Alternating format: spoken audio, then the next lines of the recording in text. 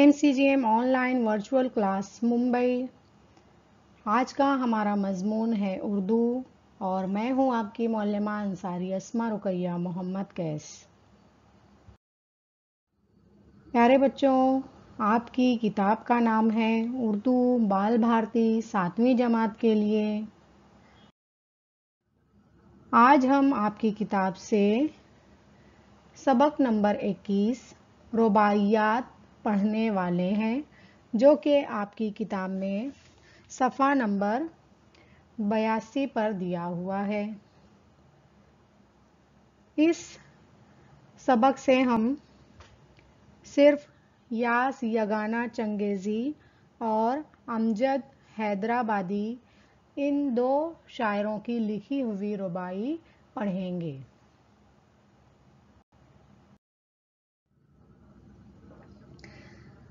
بچوں، سبق شروع کرنے سے پہلے ہم جانیں گے کہ رباعی کیا ہوتی ہے۔ رباعی جو ہے وہ کس صنف کو کہتے ہیں۔ آپ کو پتہ ہے کہ شعر و شاعری احساسات، جذبات اور افکار کے پھولوں کو ایک ہی دھاگے میں پرونے کا فن ہوتی ہے۔ شعر مختلف اصناف سخن سے تعلق رکھتے ہیں، جیسے حمد، قصیدہ، رباعی، نعت، مرثیہ اور غزل۔ رباعی اسے کہتے ہیں جس میں 4 مصرعے ہوتے ہیں۔ رباعی اردو کی نظمیہ شاعری میں وہ صنف جو 4 مصرعوں پر مشتمل ہوتی ہے اسے کہتے ہیں۔ ان 4 مصرعوں میں پہلا، دوسرا اور چوتھا مصرع ہم قافیہ ہوتا ہے۔ رباعی کے 24 اوزان مقرر ہیں۔ کسی رباعی کے تمام مصرعے ان 24 میں سے کسی ایک وزن میں ہو سکتے ہیں اور ہر مصرع مختلف وزن میں بھی ہو سکتا ہے۔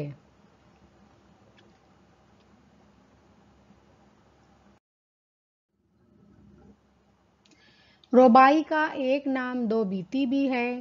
بیت کے معنی ہے شعر، اس لیے دو بیتی کے معنی ہوئے 2 شعروں والی نظم۔ عربی میں ربی کے معنی 4 کے ہیں۔ رباعی میں 4 مصرعے ہوتے ہیں، اس لیے 4 مصرعوں والی نظم کا نام رباعی ہو گیا۔ رباعی قطعے سے مختلف ہوتی ہے۔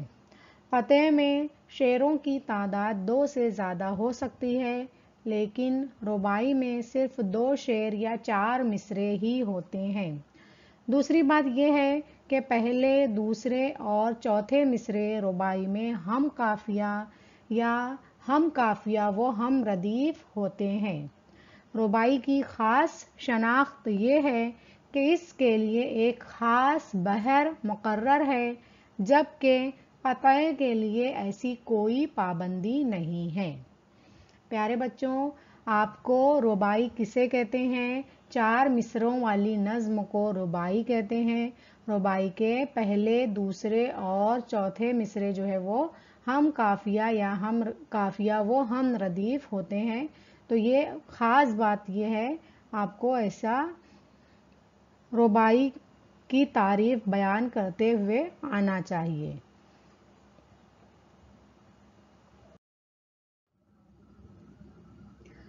اب اور ہم تفصیل سے رباعی کے بارے میں جانیں گے کہ رباعی کے سلسلے میں چند اور باتیں بھی اہم ہیں۔ اس میں جو مضمون بیان کیا جائے وہ اچھوتا ہو، جو خیال پیش کیا جائے وہ بلند ہو اور انداز بیان میں دلکشی پائی جائے۔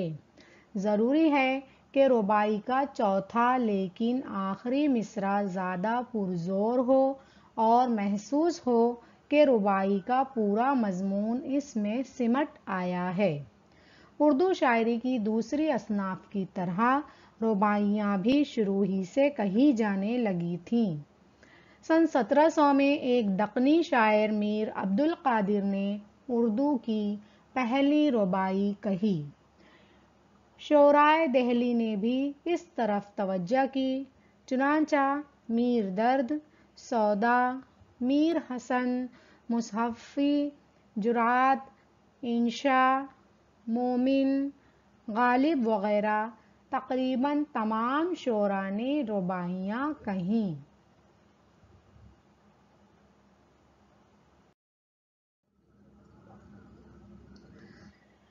प्यारे बच्चों, अब हम आते हैं हमारे सबक की तरफ। आपकी किताब में सफ़ा नंबर 82 पर रुबाइयात ये दिया हुआ है। इस रुबाइयों में से हम यास यगाना चंगेज़ी और अमजद हैदराबादी इन दो शायरों की रुबाइयाँ पढ़ने वाले हैं। तो चलिए बच्चों देखते हैं यास यगाना चंगेज़ी कौन है। आपकी स्क्रीन पर तस्वीर दिखाई दे रही है यास यगाना चंगेज़ी की। यास यगाना चंगेज़ी का असल नाम मिर्ज़ा वाजिद हुसैन था। वो सन 1883 को अज़ीमाबाद पटना में पैदा हुए। उन्होंने दारुत तर्जुमा हैदराबाद में भी मुलाजमत की। चरागे सुखन, आयात वजदानी, गालिब शिकनी इनकी शेरी व नसरी तसानीफ हैं। यास के कलाम में लतीफ़ जज्बात का इजहार भी तंज़िया अंदाज में हुआ है। इनका इंतकाल 9 फरवरी सन 1956 को लखनऊ में हुआ। तो ये थे शायर यास यगाना चंगेज़ी।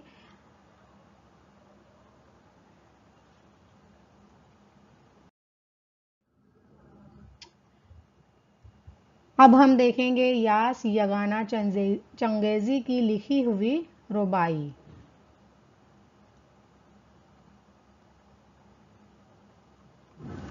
किस काम का दिल जो हो खबर से खाली, किस काम का दिल जो हो खबर से खाली,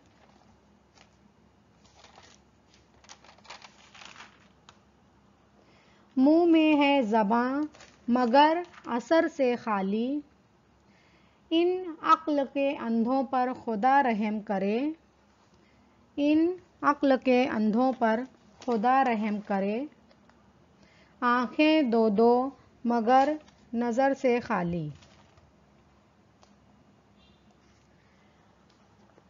शायर यास यगाना चंगेज़ी कह रहे हैं कि किस काम का दिल जो हो खबर से खाली।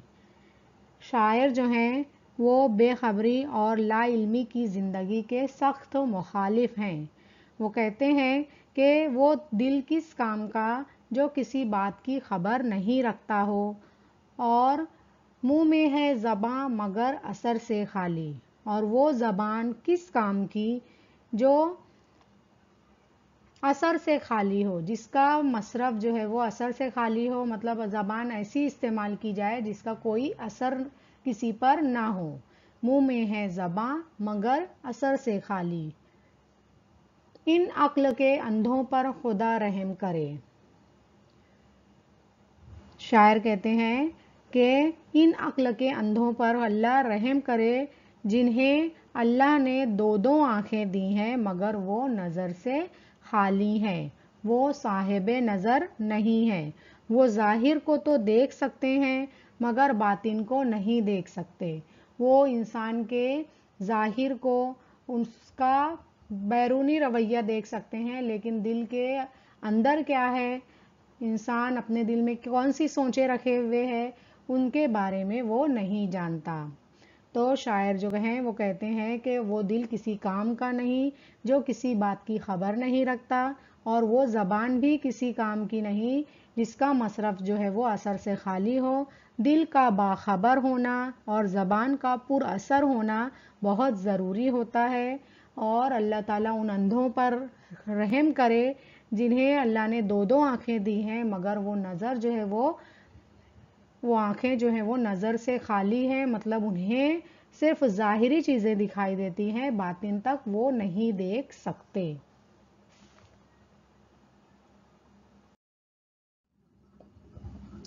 अक्ल के अंधों यानी कि बेअक्ल।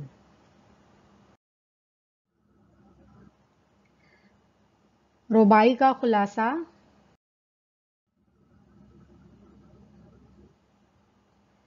اب ہم دیکھیں گے امجد حیدرآبادی۔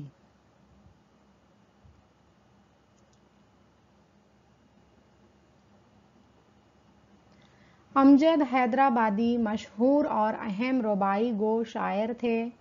وہ سن 1886 میں پیدا ہوئے۔ ان کی رباعیوں میں اخلاقی مضامین کی کثرت ہوتی ہے۔ امجد نے جمال امجدی کے نام سے اپنی سوانح بھی لکھی ہے۔ سن 1961 میں انہوں نے وفات پائی۔ تو یہ جو شاعر ہیں امجد حیدرآبادی، یہ اہم ربائی گو شاعر تھے اور اسی وجہ سے یہ مشہور بھی تھے۔ ربائی لکھنے کی وجہ سے یہ بہت مشہور تھے۔ ان کے رباعیوں میں اخلاقی مضامین کی زیادتی ہوتی ہے اور انہوں نے جمال امجدی کے نام سے اپنی سوانح بھی لکھی ہے۔ سن 1961 میں انہوں نے وفات پائی۔ امجد حیدرآبادی، ان کی ربائی آپ کی کتاب میں دی ہوئی ہے۔ ہر چیز کا کھونا بھی بڑی دولت ہے، ہر چیز کا کھونا بھی بڑی دولت ہے، بے فکری سے سونا بھی بڑی دولت ہے، افلاس نے سخت موت آساں کر دی، دولت کا نہ ہونا بھی بڑی دولت ہے۔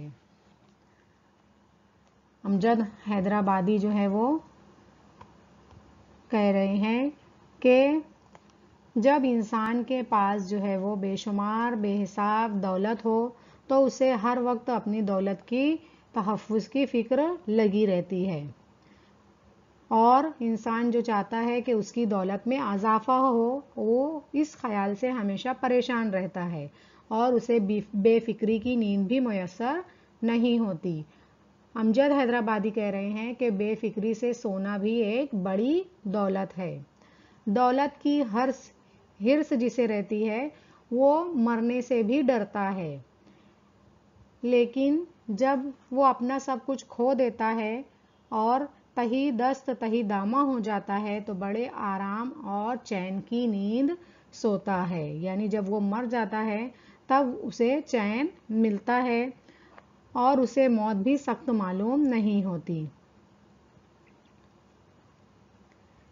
غریبی، افلاس نے سخت موت آساں کر دی، اور جو غریب لوگ ہیں ان کو جو ہے وہ موت کی سختی بھی کوئی سختی نہیں لگتی، وہ بڑے آرام سے موت کو قبول کر لیتے ہیں، انہیں بہت جلدی اچھے سے موت آ جاتی ہے اور وہ دست قضا کو بخوشی لبیک کہتے ہیں۔ اس لیے دولت کا نہ ہونا بھی بڑی دولت ہے، یعنی وہ لوگ جن کے پاس دولت نہیں ہے، جو غریب ہیں، وہ بھی ایک بڑے دولت مند ہیں۔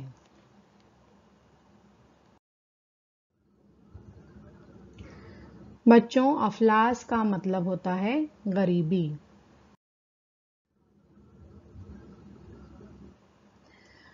ربائی کا خلاصہ ہم دیکھیں گے۔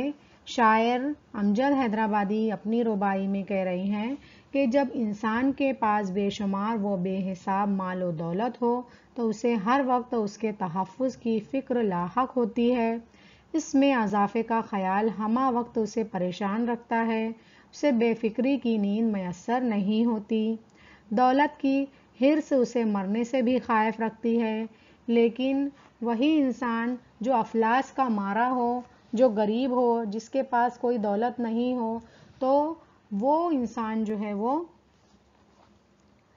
بڑے آرام سے ہوتا ہے دنیا میں بھی، اور جب اسے موت آتی ہے، جب وہ اپنا سب کچھ کھو دیتا ہے، تہی دست ہو جاتا ہے، تو بڑے آرام اور چین کی نیند سوتا ہے، اسے موت بھی سخت معلوم نہیں ہوتی، وہ دست قضا کو یعنی کہ موت کو بخوشی لبیک کہتا ہے۔ اس لیے شاعر کہہ رہے ہیں اپنے آخری شعر میں کہ دولت کا نہ ہونا بھی بڑی دولت ہے۔ اس لیے جن لوگوں کے پاس دولت نہیں ہے، جو غریب ہیں، جو افلاس کے مارے ہیں، وہ بھی ایک بڑے دولت مند شخص ہیں۔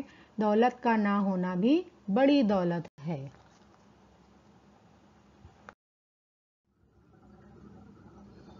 چلیے بچوں، امید کرتے ہیں کہ آپ کو دونوں رباعیاں سمجھ میں آئی ہوں گی۔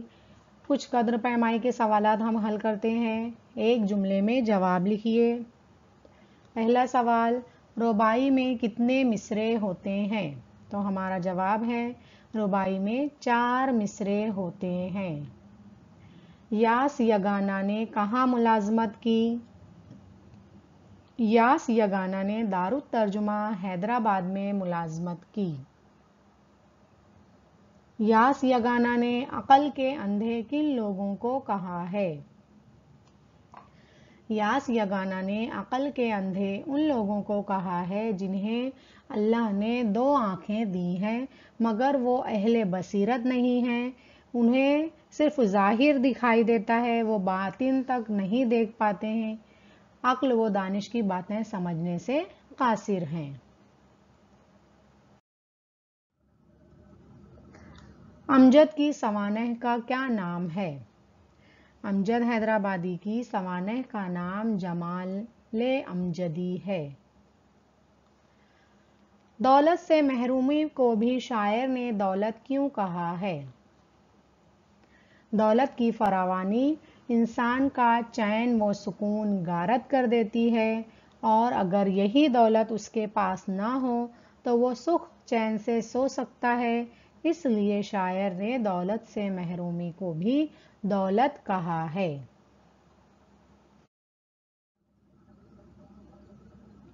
سوال، بے فکری کی نیند سے کیا مراد ہے؟ شاعر امجد حیدرآبادی اپنی رباعی میں کہتے ہیں کہ بے فکری سے سونا بھی بڑی دولت ہے، تو اس بے فکری کی نیند سے کیا مراد ہے؟ جواب، بے فکری کی نیند سے مراد ایسی نیند جو بڑے سکون و اطمینان کے ساتھ سوئی جائے۔ موجودہ دور کے انسان کو ایسی نیند میسر نہیں ہوتی، کیونکہ اس کا ذہن ہمہ وقت طرح طرح کی فکر و پریشانیوں سے گھرا ہوتا ہے۔ اس کا زیادہ تر وقت بستر پر کروٹیں بدلتے گزرتا ہے۔ وہ سونا چاہتا ہے مگر سو نہیں پاتا۔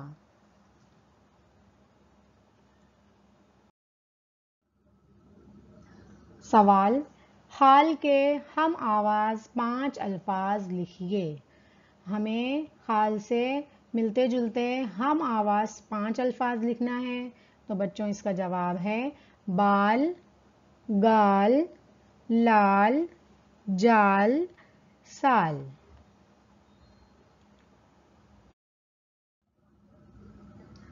محاورے مکمل کیجئے۔ خطرے کی خالی جگہ بجنا، گھنٹی بانسری۔ صحیح جواب ہمیں یہاں سے چن کر اس خالی جگہ میں لکھنا ہے، تو ہمارا محاورہ مکمل ہو جائے گا۔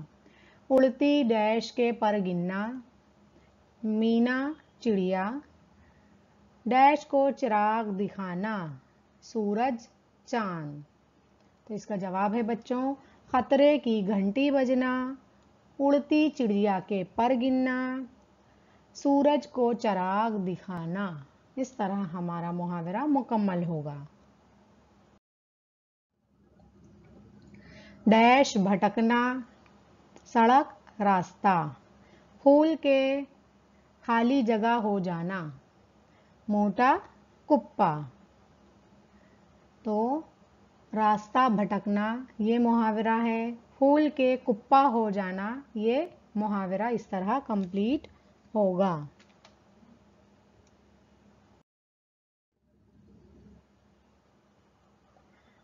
گھر کام، رباعیات سے درج ذیل الفاظ کی ضد تلاش کیجیے۔ آپ کی کتاب میں رباعیات جو سبق دیا گیا ہے اس میں سے آپ کو پڑھنا ہے، اور جو الفاظ یہاں دیے گئے ہیں ان کی ضد الٹ لفظ تلاش کرنا ہے۔ لفظ یہاں دیا ہوا ہے موت، رونا، مفید، عزت، پانا، نرم، مشکل، بھرا ہوا، ظلم، امیری، فکر مندی اور مرنا۔ اس طرح یہ الفاظ کی ضد آپ کو تلاش کر کے اپنی کاپی میں تحریر کرنا ہے، اور اسے اپنے اسکول کے واٹس ایپ گروپ پر شیئر کیجیے، اپنے ٹیچر سے چیک کروائیے۔ تو بچوں، امید ہے آپ کو آج کا لیسن پسند آیا ہوگا۔ دونوں رباعیوں کو اچھے سے پڑھیے، سمجھنے کی کوشش کیجیے، سوالوں کے جواب حل کیجیے۔ بہت بہت شکریہ۔ اللہ حافظ۔ پیارے بچوں، آج کے لیسن میں ہم نے جو بھی معلومات حاصل کی ہے، امید کرتی ہوں آپ کو اچھے سے سمجھ میں آیا ہوگا۔ آپ کو گھر کام کے سوالات جو دیے گئے ہیں وہ ضرور سے حل کیجیے اور اپنے اسکول کے واٹس ایپ گروپ پر شیئر کیجیے۔ پھر ملتے ہیں اگلے سیشن میں، تب تک کے لیے اللہ حافظ۔